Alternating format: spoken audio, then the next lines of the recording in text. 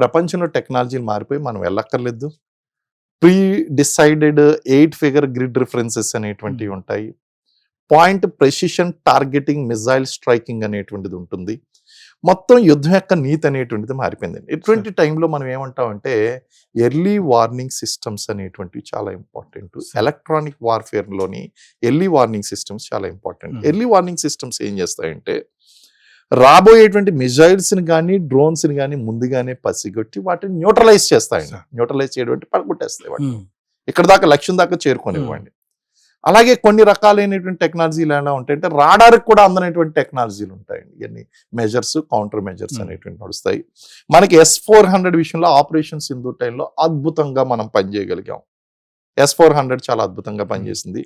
పాకిస్తాన్ నుంచి వచ్చినటువంటి ప్రతి మిజైల్ని ప్రతి డ్రోన్ని కూడా అడ్డుకుని మనకి ఏమాత్రం కూడా డ్యామేజ్ చేయకుండా అట్ ది సేమ్ టైం మనం లక్ష్యాన్ని ఛేదించాలి అనుకున్నటువంటి చోట్ల ఇంక్లూడింగ్ కిరాణా హిల్స్ దగ్గర కూడా మనం ప్రెసిషన్ స్ట్రైకింగ్ అనేటువంటి చేసాం. సర్గోదా ఎయిర్పోర్ట్ అండి. సర్గోదా ఎయిర్పోర్ట్ అనేటువంటిది చాలా ఇంటీరియర్ ప్లేస్. వరంగా చెప్పాలంటే మన యొక్క విమానాలు వెళ్ళి మళ్ళీ వెనక్కి తిరిగి రావడం అంటే అసాధ్యం. పట్టేసుకుంటారండి లోపల.